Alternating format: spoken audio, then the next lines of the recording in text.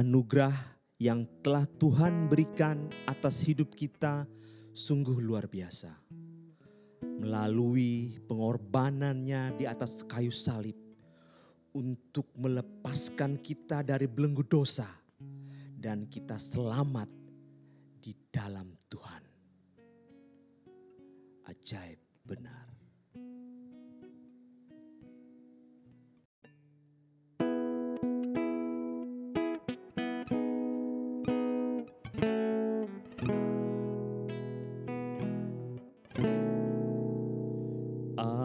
Ajaib benar anugerah membaru hidupku. Ku hilang buta bercela, olehnya ku sembuh.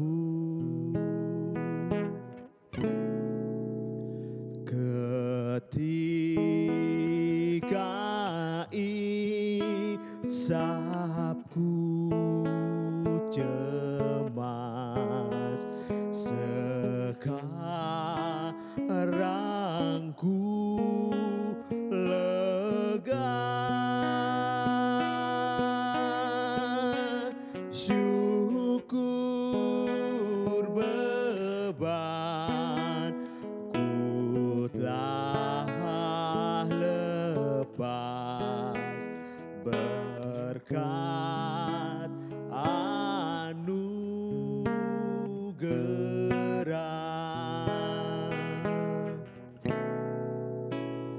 Ku dapat janji yang teguh, ku harap sabdanya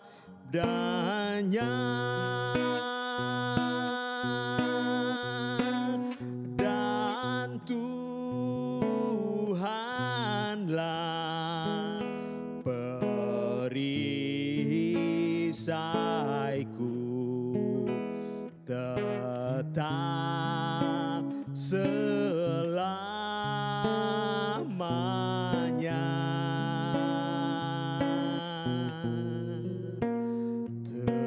Tetap selamanya.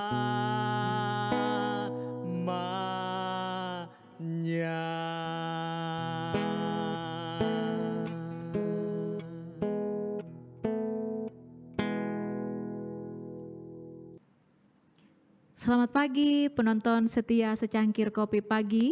Berjumpa kembali bersama saya Pendeta Asri Romi hari ini Sabtu 23 April 2022.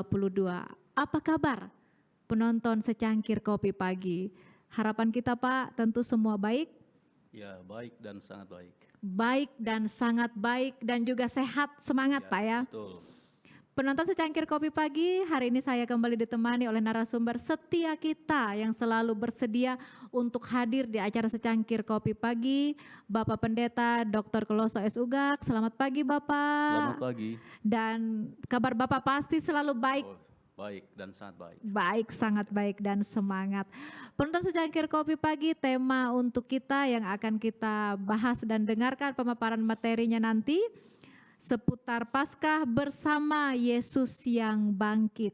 Betul. Bersama Yesus yang bangkit, dan langsung saja kita akan menyimak pemaparan dari narasumber kita.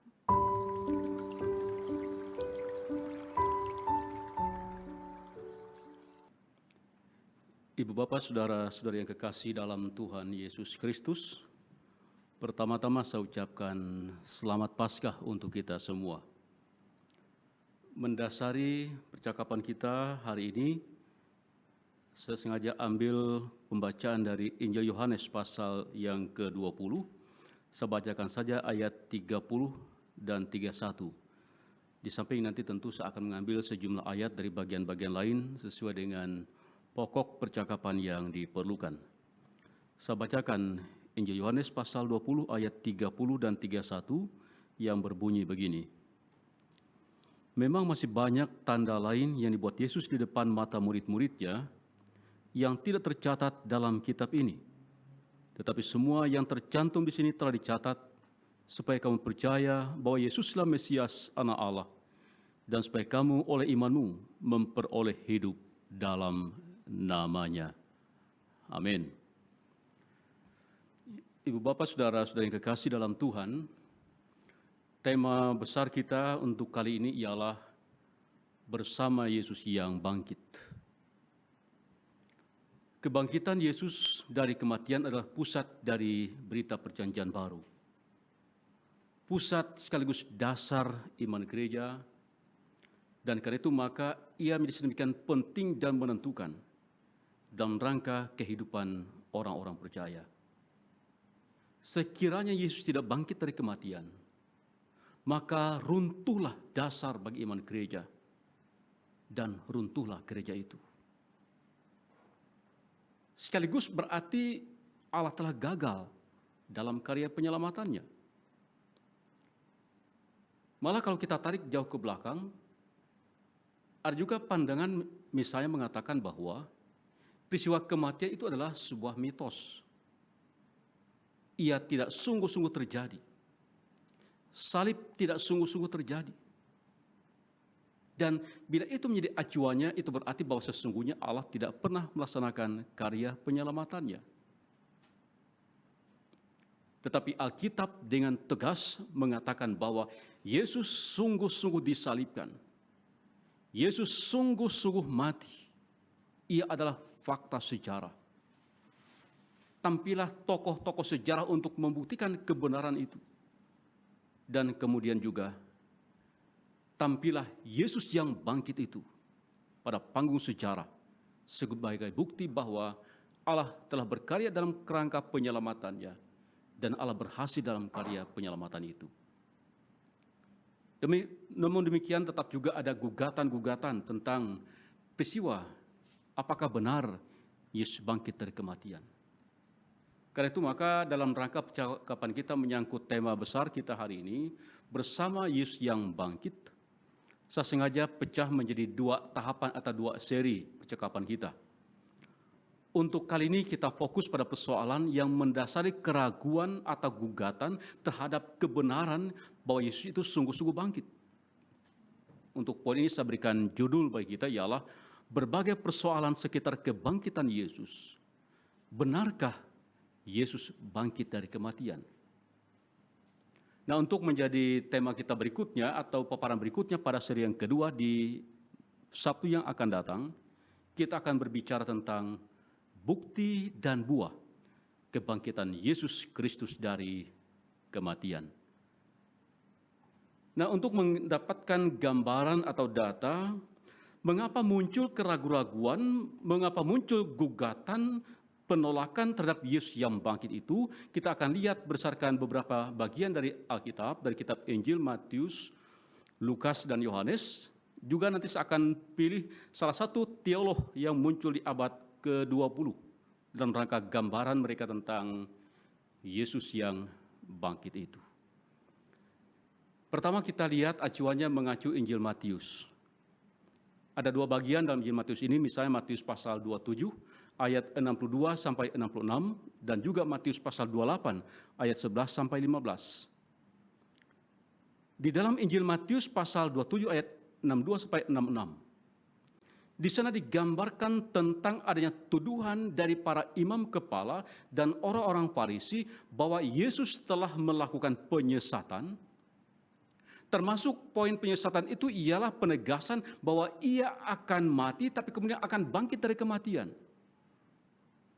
Nah, para imam kepala dan orang-orang Farisi hendak mencegah terjadi penyesatan yang lebih besar yang mungkin nanti akan dilanjutkan oleh para murid. Mereka datang kepada gubernur. Mereka datang kepada Pilatus untuk meminta supaya kubur Yesus itu dijaga dan bersungguh-sungguh. Dan memang itu kemudian dilakukan. untuk menghindari kemungkinan penyesatan yang lebih fatal lagi mengatakan Yesus bangkit dari kematian. Tapi apa yang terjadi kemudian? Kenyataan membuktikan dalam catatan berikutnya Injil Matius pasal 28. Ternyata Yesus bangkit. Para tentara yang menjaga menjadi bagaikan orang mati. Tapi apa kisah berikutnya? Terhadap kenyataan bahwa Yesus itu bangkit, tampil kembali para tokoh agama Yahudi ini. Mereka datang,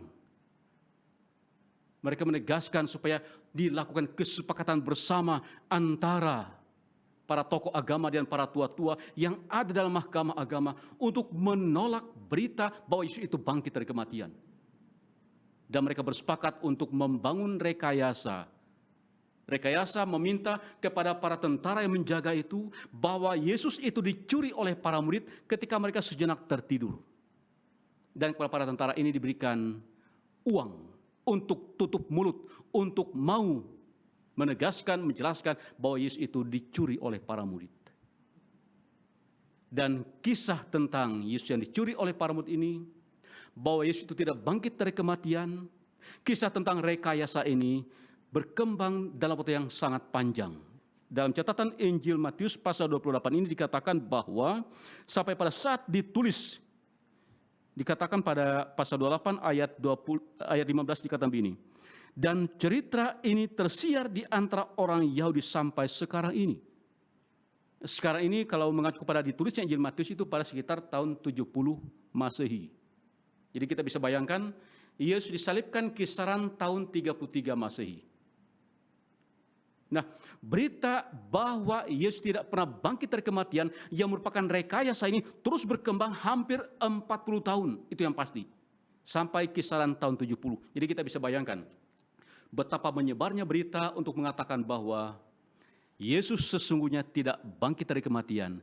Ia hanya dicuri oleh murid-muridnya. Itulah bagian rekayasa yang dikembangkan oleh para imam kepala mahkamah agama yang ada kala itu. Nah, sesungguhnya kalau kita lihat dari pasal 27 dan pasal 28 ini ada kelemahan dari fakta atau data yang mereka coba munculkan. Tapi itulah rekayasa. Mereka coba rekayasa sedemikian rupa, mereka munculkan fakta yang direkayasa itu, mereka viralkan sedemikian rupa, agar kemudian dianggap sebagai kebenaran bahwa Yesus hanya mati dan dia tidak pernah bangkit. Itu kita bisa dapatkan data dari Injil Matius. Berikut kita bisa juga jumpai data itu dari kisah dalam Injil Lukas. Injil Lukas pasal 24 ayat 1 sampai 43, saya ambil dua bagian yang mendukung kemungkinan pemahaman bahwa Yesus tidak bangkit dari kematian. Pertama ialah mengacu pasal 24 ayat 1 sampai 11. Di sana ada digambarkan tentang kaum perempuan. Bisa kita lihat lebih lanjut ke belakang dari pasal ini ke pasal 23 tentang kesetiaan kaum perempuan di sekitar Yesus pada saat di Taman Getsemane, pada saat penyaliban, sampai pada saat ketika Yesus dikatakan bangkit dari kematian itu. Kaum perempuanlah yang mengetahui bahwa kubur itu kosong. Kaum perempuanlah yang mengatakan kepada para murid bahwa Yesus itu tidak lagi dikubur, ia bangkit. Tapi bagaimana respons para murid terhadap suara kaum perempuan itu? Pada Lukas pasal 24 ayat 11 dikatakan begini. Tetapi bagi mereka perkataan-perkataan itu seakan-akan omong kosong. Dan mereka tidak percaya kepada perempuan-perempuan itu. Apa masalahnya di sini? Ya karena yang mengatakannya kaum perempuan. Kaum perempuan kelompok yang tidak bisa dipercaya. Tidak bisa dipegang omongannya. Walaupun para murid hari-hari bersama dengan kaum perempuan, tapi karena mereka lah yang mengatakan pertama-tama Yesus bangkit dari kematian, maka itu perkataan yang tidak dapat dipercaya. Karena itu maka mereka pun tidak percaya bahwa Yesus itu bangkit dari kematian. Itu tampak dalam kisah dihubungkan dengan kaum perempuan di sini. Yang kedua, mengacu Injil Lukas ini kita bisa lihat berhubung dengan perjalanan murid-murid Yesus ke Emmaus dalam pasal 24 ayat 13 sampai yang ke-35. Di sana ada digambarkan bagaimana dua orang murid Yesus ini sedang dalam perjalanan ke Emmaus.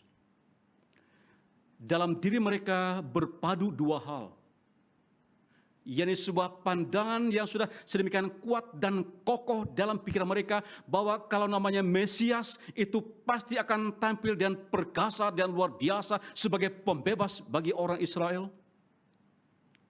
Dan ketika kenyataannya ternyata Yesus mati, berarti dia bukan Mesias.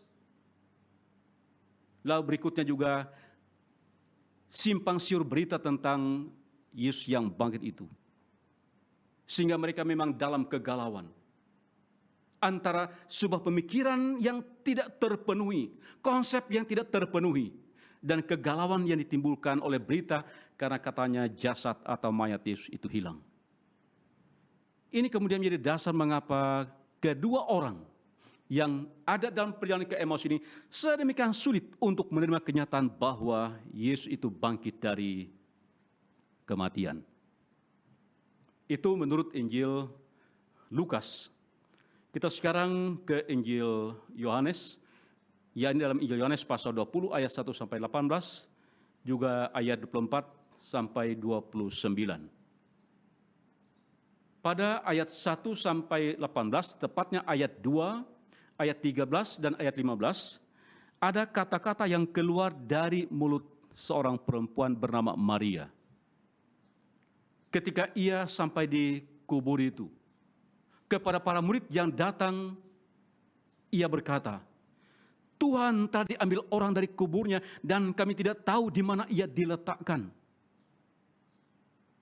Berikutnya ketika para murid sudah pergi meninggalkan, dia masih di sana. Datang Yesus menjumpai dia, tapi dia tidak paham itu adalah Yesus. Ia mengira hanya sekedar penjaga taman. Lalu ia pun berkata, Tuhanku telah diambil orang, dan aku tidak tahu di mana ia diletakkan. Sesudah ada percakapan, ia ungkapkan kembali, Tuhan, jikalau Tuhan yang mengambil dia, katakanlah kepadaku di mana Tuhan meletakkan dia supaya aku dapat mengambilnya. Ini kata-kata perempuan Maria ini. Dia betul-betul ada dalam rasa yang amat sangat berduka. Ia tidak mampu berpindah dari cara pikirnya bahwa Yesus itu memang hilang. Yesus itu memang, ya kemungkinan dicuri. Dia tidak bangkit. Ia tetap dalam sebuah pemikiran, dalam kedukaan yang amat dalam. Dalam rasa kehilangan yang amat sangat dalam, sehingga menutup peluang kemungkinan untuk melihat bahwa Yesus itu bangkit dari kematian. Itu pengalaman seorang perempuan bernama Maria. Jadi 3 kali kata-kata muncul dari mulutnya menegaskan hal itu. Bahwa mayat Yesus itu diambil orang. Dan dia tidak tahu di mana diletakkan. Nah berikutnya, tampak dalam Yohanes pasal 20 ayat 24 sampai 29. Ini menyangkut pengalaman Thomas. Nah di sini Thomas tampil sebagai murid yang mengandalkan akal budinya yang serba rasional untuk menjadi dasar kebenaran. Menjadi dasar dia untuk percaya harus rasional. Itulah yang terungkap dalam perkataannya ketika ia mengatakan begini, sebelum aku melihat bekas paku pada tangannya, dan sebelum aku mencucukkan jariku ke dalam bekas paku itu dan mencucukkan tanganku ke dalam lambungnya, sekali-kali aku tidak akan percaya. Ayat yang ke-25. Tampak Thomas di sini mengukur karya penyelamatan Allah. Mengukur keilahian berdasarkan sejauh mana dapat dibuktikan secara rasional menurut pikiran manusia yang serba rasional. Sehingga fakta Yesus itu bangkit harus bisa dibuktikan secara rasional. Itu yang tampak pada seorang Thomas. Nah, karena itu juga maka dia menjadi sulit percaya. Walaupun yang lain sudah melihat, sudah mengakui, tapi dia masih tetap juga belum mau mengakui, belum mau percaya bahwa Yesus itu bangkit dari kematian. Nah, ini pengalaman seorang Thomas. Itu bagian ketiga data kita. Dan kemudian di samping data-data yang ada dalam Alkitab yang bisa menjadi sumber untuk kemudian dipahami bahwa Yesus tidak bangkit dari kematian, ia hanya mati, kemudian mayatnya dicuri. Data lain ialah dari teolog yang muncul di abad ke-20. Ada seorang teolog Perjanjian Baru, Profesor Rudolf Karl Bultmann. Salah satu ciri dalam perkembangan keilmuan pada masa Bultmann pada abad ke-20 itu ialah rasionalitas. Artinya bahwa segala sesuatu diterima sebagai kebenaran kalau ia masuk akal. Apa-apa yang tidak masuk akal, maka ia bukan fakta, ia bukan kebenaran. Dalam hal ini, Bultmann mengembangkan tafsir eksistensialisnya terhadap kitab suci. Dalam salah satu program dalam rangka tafsir Bultmann terhadap kitab suci, terhadap Perjanjian Baru, ada disebut dengan istilah demitologisasi, yakni membuang segala sesuatu yang diyakini sebagai mitos. Bagi Bultmann, apa-apa yang tidak masuk akal dipahami sebagai mitos.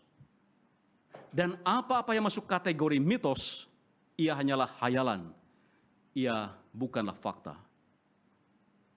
Nah, menurut kajian yang dilakukan oleh Bultmann, Alkitab itu banyak sekali memuat mitos, karena ia tidak masuk akal. Dan karena itu maka ia bukan fakta. Termasuk di antaranya adalah kisah sekitar tokoh Yesus. Katakanlah misalnya kisah sekitar kelahiran. Di sana banyak dibungkus oleh mitos, kisah-kisah yang tidak masuk akal. Termasuk misalnya bahwa Yesus ada dalam kandungan dari Roh Kudus. Itu tidak masuk akal. Itu hanyalah mitos. Dia bukan fakta. Faktanya, Maria punya suami bernama Yusuf, dan ia hamil, ia mengandung bayi yang nanti bernama Yesus. Lalu berikutnya ialah kisah sekitar perbuatan mujizat Yesus. Itu pun juga adalah bagian dari mitos karena tidak masuk akal. Ada banyak sekali kisah-kisah mujizat sesungguhnya bukan fakta, karena ia tidak masuk akal. Dan termasuk pula kisah sekitar kebangkitan. Nah, khusus dalam hal kebangkitan, karena ia tidak masuk akal, maka kisah sekitar kebangkitan Yesus itu adalah mitos bagi Bultmann. Nah, karena kisah sekitar kebangkitan merupakan mitos, maka ia bukan fakta. Sehingga bagi Bultmann, sesungguhnya Yesus itu habis pada penguburan. Tidak ada kebangkitan. Yesus sama seperti halnya manusia lain, tokoh lain, pejuang hebat lainnya. Ia habis pada perjuangannya dengan dihukum dan disalibkan dan kemudian dikuburkan. Tidak ada kebangkitan. Itulah dalam pemikiran yang Bultmann kembangkan berdasarkan ukuran rasio manusia. Yang mana kebenaran itu ialah sesuatu yang harus masuk akal budi manusia dengan ukuran kebenaran secara rasional manusia. Dan tentu masih ada data-data lain yang bisa mendukung bagi kita untuk membuat gambaran, pemahaman, mempertanyakan apakah benar Yesus bangkit dari kematian. Kita renungkan bersama. Dan bagaimana pembuktiannya, penggambaran bahwa Yesus itu sungguh bangkit dari kematian, itu akan menjadi bagian dari percakapan kita di Sabtu yang akan datang. Tuhan menolong dan memberkati. Amin.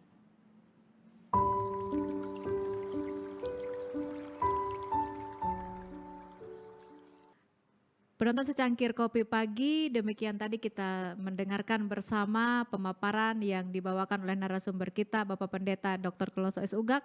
Terima kasih Bapak. Sama-sama. Pemaparan yang luar biasa sehubungan dengan ada keraguan-keraguan Pak ya dari pihak tertentu dan juga ada pihak yang menggugat tentang kebenaran bahwa Yesus ini benar-benar bangkit atau hanya sekedar rekayasa tentang kebangkitan ini. Iya.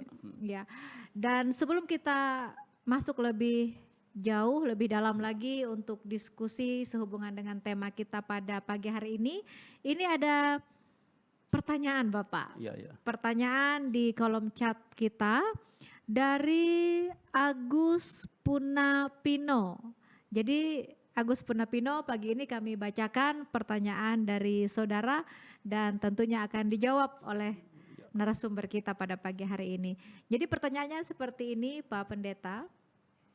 Shalom, mohon pencerahan Pak Pendeta, bagaimana makna salib dalam membangun relasi konstruktif di majelis jemaat. Terima kasih. Ini pertanyaan dari Agus Punapino, Pak Pendeta.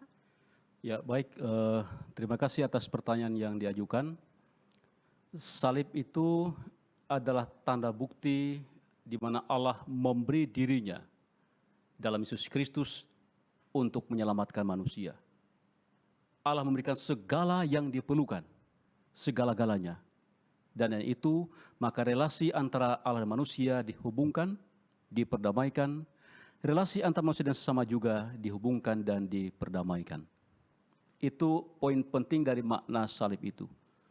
Nah, ketika ini kita tarik dalam rangka relasi kita dengan orang lain, termasuk misalnya tadi pada konteks kemajelisan ya, pada konteks kemajelisan, kita tahu bahwa tiap-tiap kita memiliki karunia demi karunia yang Allah berikan. Kita ialah orang yang sangat berharga yang sudah Allah selamatkan dalam Yesus Kristus tadi itu, sehingga kita punya banyak potensi-potensi yang bisa kita kembangkan, kita persembahkan dalam rangka pelayanan gereja melalui kemajelisan. Tapi memang kadang-kadang bisa juga terjadi oleh karena perbedaan pandang, perbedaan cara, dan macam-macam perbedaan lainnya bisa terjadi masalah, terjadi benturan. Atau mungkin juga ada terjadi yang satu menganggap dirinya lebih daripada yang lain. Bisa terjadi begitu. Nah, pesan utama dari peristiwa salib ini ialah bahwa kalau Allah sudah memberi yang terbaik yang Ia berikan kepada kita, kita tentu diminta juga melakukan hal yang sama. Memberi yang terbaik yang kita miliki, yang Allah karuniakan itu untuk sesama dan juga tentu untuk Tuhan. Nah, dalam rangka memberi yang terbaik tadi itu, kita harus sadar bahwa tiap-tiap orang punya potensi yang bisa sama, bisa berbeda. Dan ini perlu dipadukan dalam sebuah perjumpaan, ibaratkan salib yang diperjumpakan, sehingga ia akan berpadu dalam rangka membangun kebersamaan dalam cinta kasih Tuhan. Jadi di dalamnya ialah kita menuntut diri kita untuk mengerjakan, mempersembahkan yang terbaik bagi yang lain. Dan berikutnya berupaya untuk menyesuaikan diri dengan yang lain sehingga ia akan saling melengkapi satu dengan yang lain. Maka akan terbangunlah suatu relasi yang saling membangun. Atau bahasa tadi itu ialah relasi yang konstruktif dalam rangka membangun iman, membangun gereja dalam rangka pelayanan jemaat. Jadi setiap karunia, potensi yang sudah Allah karuniakan dalam kehidupan kita itu justru bisa memperkaya pelayanan Pak ya, untuk saling melengkapi satu dengan yang lainnya, bukan untuk menyombongkan diri dengan apa yang menjadi kelebihan. Benar ya. Baik, terima kasih Pak Pendeta. Itu tadi Agus Punapino, jawaban yang diberikan oleh narasumber kita, dan kiranya dalam pelayanan kita mempunyai hubungan yang baik dan semuanya tentu untuk kepujian dan kemuliaan nama Tuhan Pak ya, bukan untuk bermegah untuk diri kita sendiri, tapi semuanya memang untuk Tuhan. Baik Pak, kita kembali ke tema kita pada pagi hari ini tentang kebangkitan Yesus. Berkaitan dengan adanya penolakan bahkan gugatan tentang apakah Yesus ini benar-benar bangkit. Kemudian ada rekayasa yang dimunculkan oleh para pemimpin agama, didukung juga oleh pemimpin politik. Disebutkan oleh pemimpin politik seperti itu. Kemudian bagaimana menanggapi ini untuk penghayatan hidup beriman kita di masa kini? Ya, pertama-tama saya mau katakan bahwa inilah kenyataan yang dijumpai sepanjang sejarah. Sepanjang sejarah hidup orang percaya, kita ada dalam situasi seperti yang tampak dari apa yang dilakukan oleh para pemimpin agama kala itu, berpadu dengan pemimpin politik terkait dengan kebenaran. Kebenaran sesungguhnya ialah Yesus bangkit dari kematian. Tetapi kemudian direkayasa oleh mereka untuk mengatakan Yesus tidak bangkit dari kematian. Dia dicuri oleh muridnya. itu dikemas sedemikian rupa sebagai kebenaran. Dan itu yang kemudian diviralkan. Dan tentu ini bagi para murid, bagi orang percaya, ini sesuatu yang merupakan kenyataan berat. Di mana kebenaran tidak ditentukan pada hal itu memang benar, tapi kebenaran ditentukan oleh pihak yang berkuasa dalam suatu rekayasa untuk menghimpit pihak-pihak yang katakanlah kalau kala itu masih sangat minoritas ya, mereka masih sangat sedikit, hanya para murid dan orang tertentu yang masih percaya. Lebih-lebih ketika kebenaran itu ditentukan oleh unsur mayoritas dan minoritas, itu menjadi bagian yang menambah beban lagi. Sehingga karena itu maka persoalan kita di sini bukan sekedar bahwa fakta Yesus bangkit itu direkayasa sebagai dicuri oleh para murid, tapi ini adalah gambaran pengalaman orang percaya dari segala masa sampai akhir zaman. Ia ada dalam situasi di mana ada banyak hal yang akan menjadi hambatan, yang akan menjadi tantangan, yang menghimpit kehidupan percayanya, dan ia merupakan ujian. Karena kebenaran itu sering diputarbalikkan. Ia hanya sejauh mayoritas dan minoritas, dan sejauh rekayasa orang-orang tertentu. Itulah tantangan kita, dan kita hidup di dalamnya. Kita tidak mungkin menghindar dan lari daripadanya. Tinggal ya siap mental, siap iman dengan situasi yang seperti itu.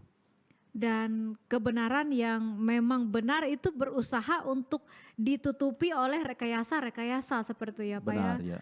Untuk supaya menjadi kabur bahwa ini loh kebenaran yang sebenarnya. Iya, betul. Iya.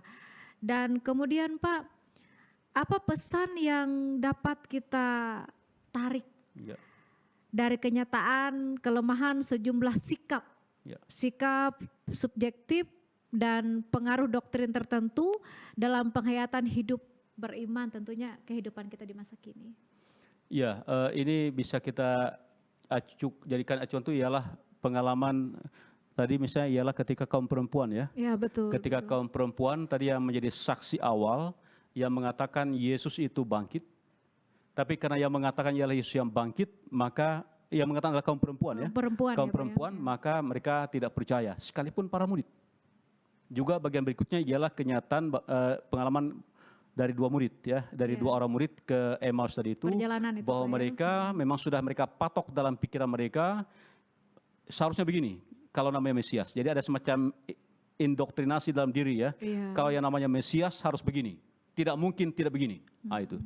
Ya, ini sebuah tantangan terhadap kemampuan kita untuk menerima hal yang baru.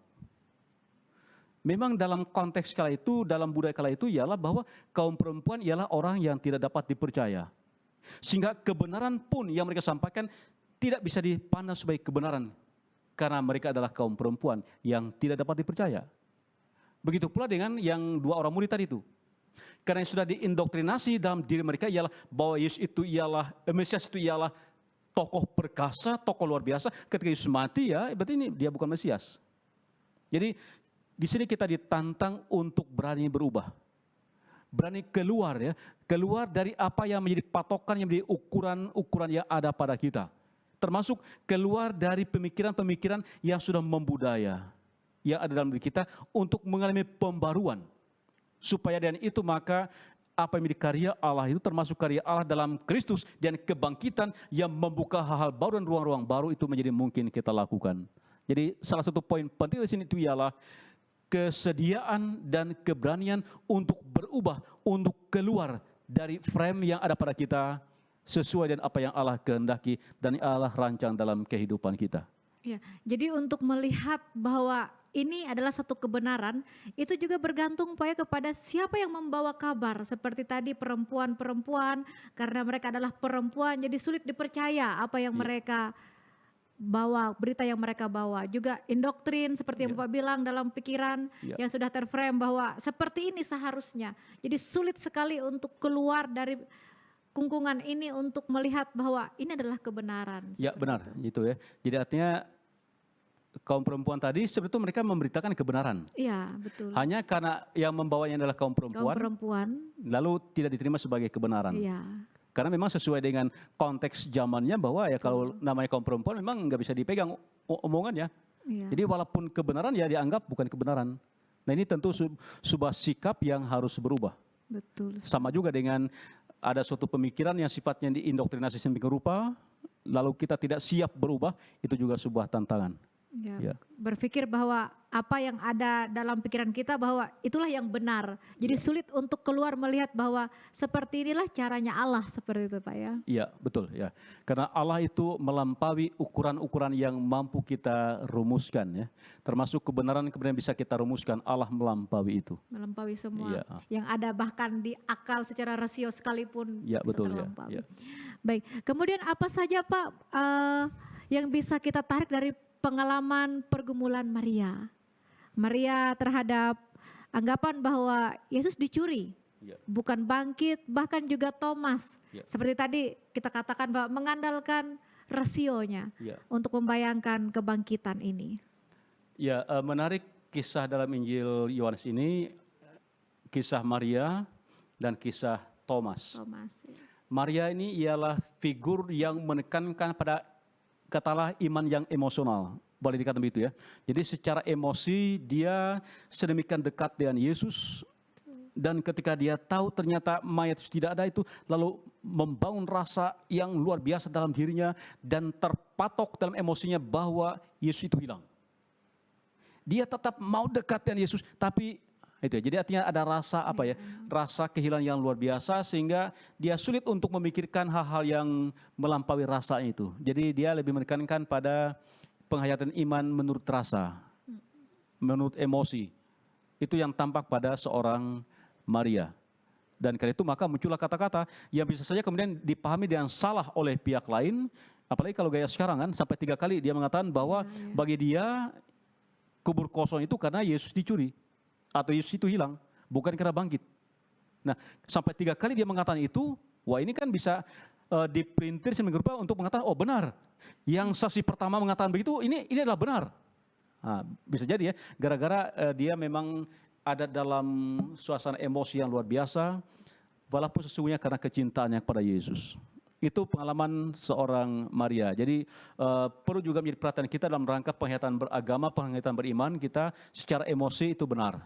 Diperlukan secara emosi, tetapi kadang-kadang kalau hanya menekankan pada unsur emosional, itu bisa juga mengaburkan pemahaman dan melupakan unsur-unsur lain yang diperlukan oleh kita dalam rangka penghayatan iman yang melampaui sekedar hal-hal yang emosional. Nah berikutnya untuk Thomas ini memang dia betul-betul mengandalkan rasio. Pokoknya buktikan dulu. Dia tahu Yesus itu mati, ya. Dia tahu Yesus dalam rangka penyaliban ada luka. Dia tahu. Nah sekarang dia harus bisa buktikan. Itu adalah gambaran bahwa kebenaran itu harus masuk akal saya dan harus saya buktikan. Ya, dalam hal tertentu memang ada kelemahan Thomas. Karena dia mau membuat ukuran berdasarkan pemikiran rasionya. Sementara sesungguhnya memang harus diakui sisi lain kebenaran dari Maria tadi itu ialah ada unsur emosi. Keagamaan itu juga mencakup unsur rasio dan juga unsur emosi. Tetapi ada bagusnya juga dari Thomas ini. Thomas mengajak kita untuk beriman, beragama yang dimengerti. Jadi tidak hanya sekedar yang sifatnya emosional, tapi yang dimengerti. Jadi beragama itu juga harus mengerti. Itu sebabnya maka kita perlu juga berupaya memahami poin-poin iman sedemikian rupa agar dapat kita jelaskan. Sehingga tidak sekedar hanya kata orang, ikut kata orang, secara emosi ikut kata orang. Tapi memang berangkat dari pengalaman pribadi yang dapat dijelaskan. Nah ini tanggung jawab kita, apalagi di era hari ini. Era hari ini iman itu memerlukan penjelasan demi penjelasan. Walaupun banyak juga bagian dari iman itu memang melampaui dari apa yang mampu kita jelaskan. Nah Thomas pada sisi tertentu dia memberikan contoh yang baik. Bahwa beragama sekaligus juga menggunakan akal budi, tidak hanya sekedar menggunakan emosi. Beriman tidak hanya sekedar asal-asalan seperti itu Pak ya, tapi mampu juga untuk menjelaskan apa yang kita imani, apa yang kita percaya. Benar, seperti itu. Baik. Dan kemudian tadi ada juga dijelaskan tentang salah satu teolog yang Bapak paparkan, bagaimana dia memandang tentang kebangkitan Yesus. Kemudian apa yang bisa kita pelajari Pak dari kenyataan bahwa ada teolog yang memiliki pemikiran atau penafsiran seperti Bultmann ini? Ya, Bultmann ini saya pikir adalah wakil dari para pemikir, para teolog, entah dari kalangan Kristen maupun yang bukan, dalam rangka mencoba mengeksplorasi data-data yang ada dalam kitab suci, tentu dengan cara pandang mereka masing-masing. Kita tahu dalam rangka memahami tokoh Yesus itu misalnya memang ada banyak kemungkinan pendekatan kan. Ada pendekatan tertentu termasuk ada pendekatan memahami tokoh Yesus itu mengacu pada pendekatan segi kemanusiaannya. Nah, dalam sejarah memang telah terbukti bahwa ada kelompok yang menekankan pada segi kemanusiaan. Dan ketika penekanannya adalah pada segi kemanusiaan, ya akhirnya sampai pada kesimpulan bahwa Yesus itu hanyalah manusia. Itu dari segi pendekatan ya itu. Nah, khusus dalam kaitan dengan Bultmann tadi itu, dia kaitkan dengan tafsirnya bahwa Alkitab itu banyak berisi mitos. Kemudian kisah sekitar Yesus itu juga dibungkus oleh kisah-kisah mitos, kisah-kisah pemanis ya, yang bukan fakta. Termasuk juga bahwa Yesus tidak pernah bangkit. Yang benar ialah Yesus itu benar disalibkan, Yesus itu benar mati, Yesus itu benar dikuburkan. Sudah. Karena itu masuk akal. Adanya orang hidup lagi sudah mati nggak masuk akal. Sehingga tidak mungkin Yesus bangkit dari kematian. Karena itu tidak masuk akal. Nah, lalu dari kenyataan ini kita menjadi bagian dari katakanlah pengalaman iman kita masa kini, penyataan iman kita masa kini, kita akan bertemu dengan banyak kemungkinan teori-teori. Ya, sekarang ada banyak sekali teori-teori kalau kita masing-masing membuka di internet, di mana-mana gitu ya, akan muncullah banyak teori-teori tentang Alkitab, tentang kisah-kisah tertentu, tentang tokoh Yesus dan macam-macam pendekatan. Kita akan jumpai banyak teori itu dan sangat mungkin banyak teori itu juga akan menyesatkan. Bayangkan, ini seorang Bultmann, dia seorang ahli perjanjian baru.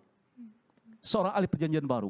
Nah, itu sebabnya maka dalam diskusi-diskusi tertentu atau misalnya ada orang tertentu ya, yang memang dia menolak iman Kristen itu, ketika dia menolak iman Kristen itu, dia mengambil pemikiran dari teolog-teolog Kristen juga. Yeah. Kan dimunculkan nama tokoh ini. Ada tokoh ini mengatakan begini, tokoh ini mengatakan begini, tokoh ini mengatakan begini. Ya memang tokoh ini dari pendekatannya sampai pada penolakan Yesus itu sebagai Allah, Yesus itu ialah penyelamat, atau Yesus itu bangkit dari kematian. Jadi ini kenyataan yang kita jumpai hari ini. Karena itu bagi kita semua, bagi para penonton secangkir kopi pagi hari ini, apalagi bagi anak-anak muda yang suka searching di internet, ini contoh. Contoh kita bagus kita searching di internet, mencari macam-macam kisah dan seterusnya, tapi tidak semua data itu membangun iman.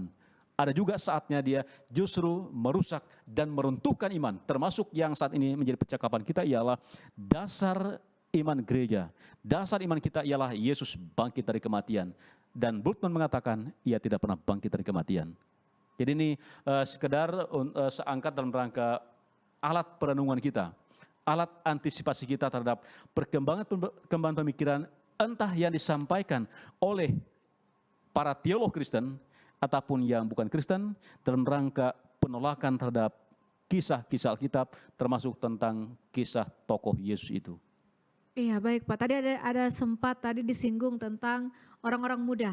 Ya. Orang-orang muda yang biasanya punya kebiasaan untuk searching-searching, ya, menonton, untuk melihat seperti itu. Ya. Salah satunya adalah tentang kebangkitan Yesus. Ya, benar. Jadi bagaimana orang muda menempatkan iman percayanya supaya tidak tergoyahkan.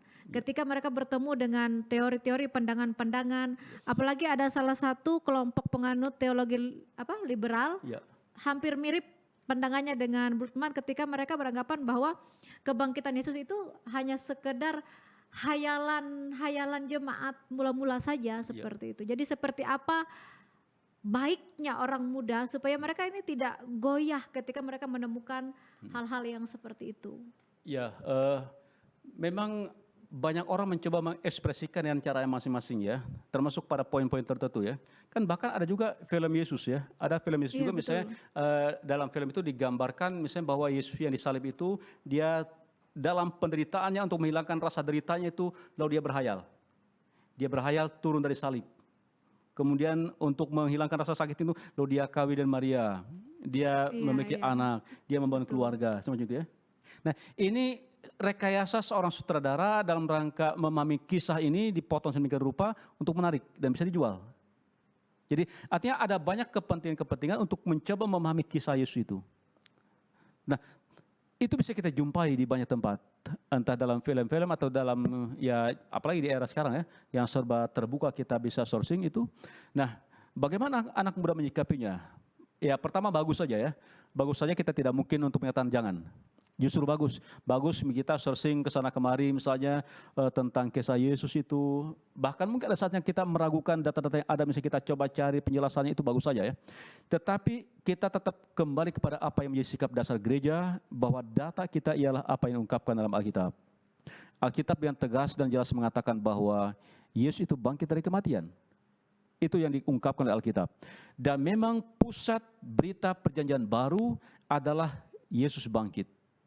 Pusat hari raya gerejawi, kita sudah bahas dari sebelumnya, ialah Paskah atau Yesus yang bangkit.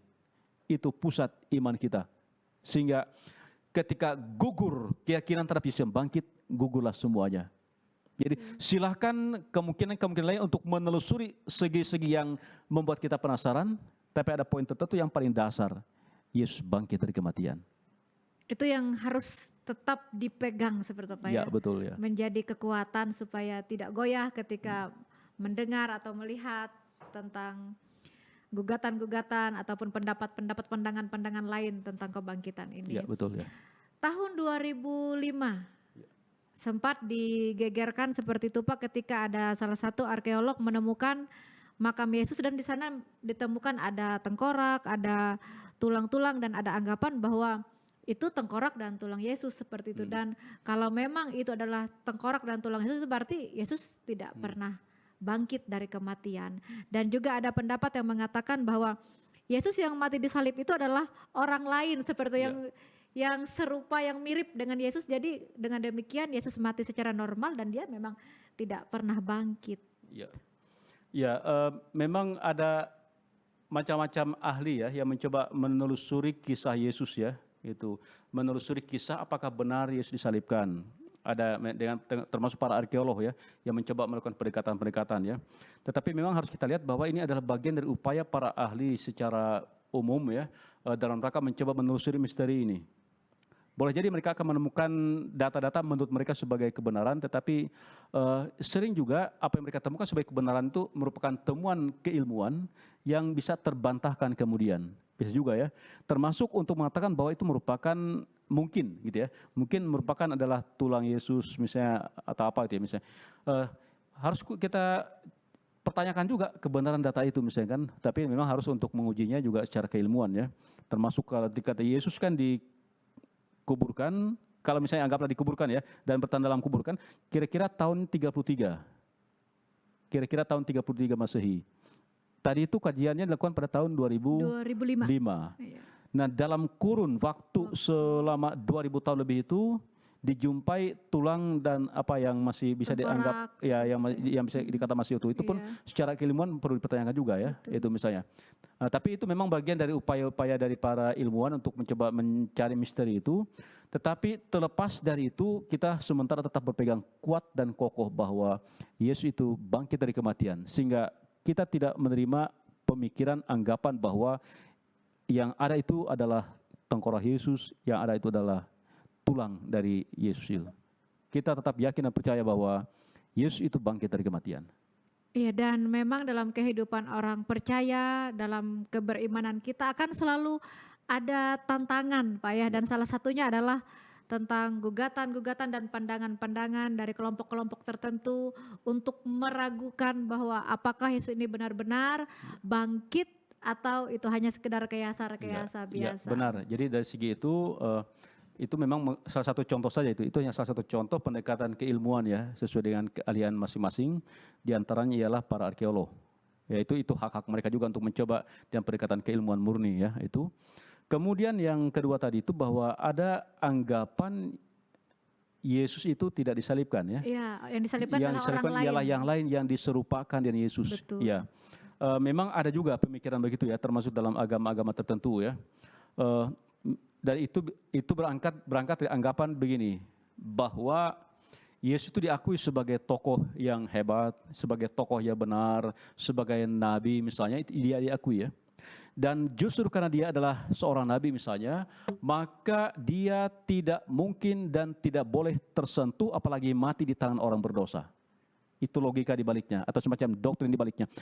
Ketika ada upaya untuk mendatangkan penderitaan apalagi sampai mematikan dia sebagai nabi atau utusan Allah, maka Allah akan bertindak untuk menyelamatkannya. Sehingga tidak mungkin Yesus. Nah, bagaimana cara Allah bertindak menyelamatkannya? Macam-macam kemungkinan. Termasuk ialah dengan misalnya mengubah wajah orang lain menjadi seperti wajah Yesus. Sehingga yang disalibkan seolah Yesus, padahal bukan Yesus. Nah itu. Tetapi justru iman yang diletakkan, didasarkan pada Alkitab menegaskan Allah kita itu ialah Allah yang konsisten sejak awal mula. Allah yang dapat dipercaya sejak awal mula, ditegaskan bahwa akibat dosa adalah mati. Akibat dosa adalah maut. Dan ketika Yesus itu ialah Allah yang menjadi manusia dalam rangka penyelamatan, maka dia memang harus mengalami mati. Dan jalan untuk mati itu ialah dengan jalan salib. Justru tantangan paling berat yang Yesus alami itu ialah ketika ada di Getsemane itu. Ya, sehingga muncul ungkapannya, ya Bapa, kalau mungkin biarlah cawan ini lalu daripada aku. Iya, itu kan bagian dari apa ya? Titik perjuangan yang amat sangat berat. Ini terima enggak? Kalau dia tidak terima, tidak mati, maka gagal semuanya. Tapi dengan Yesus pada akhirnya mengatakan, ya Bapa, dan kehendakku, tapi kehendakmu lah yang terjadi, maka tuntaslah karya penyelamatan itu. Sehingga tampaklah dalam Yesus, Allah itu ialah Allah yang konsisten, yang dapat dipercaya sejak Allah yang dikenal di Taman Eden, hingga di Taman Getsemane, hingga kita hari ini. Itulah Allah kita di dalam Yesus Kristus. Baik penonton secangkir kopi pagi, kalimat yang tidak hanya sekedar indah untuk didengar, tetapi juga memperkuat iman percaya kita ketika narasumber mengatakan bahwa Allah kita yang kita percayai itu adalah Allah yang konsisten dalam karya penyelamatannya. Allah yang sama di Taman Eden sampai di Taman Getsemani, sampai kemudian mati di atas kayu salib dan bangkit di hari yang ketiga. Adalah Allah yang konsisten, yang benar-benar Allah seperti itu. Jadi Pak pada akhirnya menyampaikan closing statement yang sekiranya juga menjadi pesan-pesan penguat iman ketika di masa-masa sekarang ya memang seperti Bapak katakan tadi tidak pernah berhenti. Tantangan-tantangan untuk menggoyahkan iman orang percaya itu akan selalu ada. Ya, saya sering mengatakan bahwa iman kita itu tidak pernah aman. Bentuk penggodaannya, bentuk gugatannya itulah yang berbeda-beda. Ada saatnya bentuk godaannya, bentuk gugatannya itu melalui pemikiran-pemikiran yang rasional. Ada saatnya ia melalui himpitan demi himpitan, rekayasa demi rekayasa. Tahu juga ada saatnya mungkin melalui kenikmatan demi kenikmatan. Ia menggugat iman. Sehingga sesungguhnya memang iman kita tidak pernah aman. Tidak pernah aman, Pak. Itu sebabnya maka menarik bila hari ini kita mencoba melihat bahwa Yesus yang bangkit, yang merupakan pusat iman gereja, itu pun digugat. Dengan macam-macam cara untuk mengatakan Yesus tidak pernah bangkit dari kematian. Nah, karena itu untuk kita mendalami lebih bersungguh-sungguh lebih lanjut, termasuk melihat bukti-bukti bagaimana Yesus itu bangkit dari kematian, termasuk juga bagaimana kita membuktikan yang buah kebangkitan itu, kita akan lanjutkan dalam percakapan kita di minggu depan, yang dalam hal ini pada seri kedua dari tema kita hari ini, tema besar kita bersama Yesus yang bangkit. Minggu depan kita akan berbicara menyangkut bukti dan buah kebangkitan Yesus dari kematian. Tuhan menolong kita, Tuhan memberkati kita semua. Sampai jumpa di minggu depan. Amin. Ada seri 1, ada seri 2. Jadi ini sangat menarik penonton secangkir kopi pagi. Jangan melewatkan tayangan secangkir kopi pagi minggu depan. Karena di minggu depan itu justru pemaparan tentang bukti-bukti dari setiap keraguan yang dipertanyakan itu akan ada pada pemaparan narasumber di minggu mendatang. Jadi terima kasih Bapak Pendeta. Sama-sama. Yang selalu setia menemani saya di acara secangkir kopi pagi untuk menjadi narasumber. Terima kasih juga kepada penonton setia secangkir kopi pagi yang sudah menyaksikan tayangan secangkir kopi pagi pada pagi hari ini. Dan tetap kita membuka ruang Pak Pendeta ya. Iya. Jika ada pertanyaan-pertanyaan yang ingin ditanyakan, silahkan chat langsung di kolom komentar kita dan narasumber kita tentu akan menjawab setiap pertanyaan-pertanyaan yang di-chat di kolom komentar kita. Dan kita juga selalu minta dukungan, tidak pernah berhenti kita meminta dukungan Pak ya. Iya. Untuk kasih apa Pak? Kasih like. Kasih like dan subscribe untuk acara tayangan secangkir kopi pagi yang adalah tentunya kesayangan kita bersama. Dan jika ada salah kata dari kami mohon maaf yang sebesar-besarnya. Sampai berjumpa dalam tayangan secangkir kopi pagi Sabtu mendatang. Saya Pendeta Asri Romi dan Saya Pendeta Geloso S. Ugak. juga seluruh kru yang bertugas hari ini kami mengucapkan terima kasih. Kami juga mohon maaf, kami pamit undur diri. Sampai jumpa di Sabtu mendatang. Tuhan memberkati, selamat pagi dan selamat beraktivitas.